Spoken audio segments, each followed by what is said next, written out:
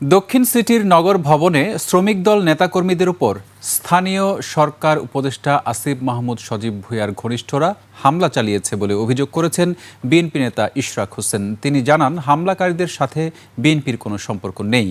সরকার আদালত অবমাননা করছে বলেও দাবি করেন ইশরাক হোসেন। বিস্তারিত আরেফিন শাওনের রিপোর্টে।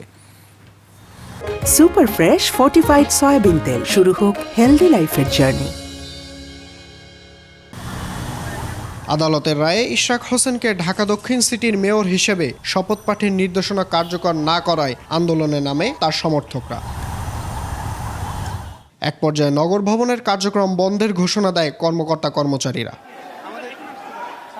আন্দোলন চলাকালে 24শে জুন শ্রমিক দলের নেতাকর্মীদের উপর হামলা হয়। এর জন্য স্থানীয় সরকার উপদেষ্টাকে দায়ী করেন ইশরাক। হামলার পরিকল্পনা ও বাস্তবায়ন করা হয়েছে স্থানীয় সরকার উপদেষ্টার ঘনিষ্ঠ হিসেবে সুপরিচিত কিছু দুর্নীতিবাজ কর্মকর্তাদের নেতৃত্বে।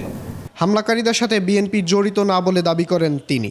এরা কেউ কেউ নিজেদেরকে বিএনপি ঘরানার পরিচয় দিলেও তারা দলের কোনো পদে নেই।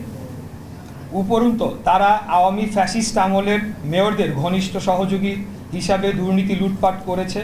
সরকার যা করছে তা আদালত অবমাননা ছাড়া আর কিছু নয় বলেও মন্তব্য করেন ইশরাক। একাধিক আইন ও সংবিধান লঙ্ঘন করেছে। আরেফিন শাওন, 21 টেলিভিশন, ঢাকা।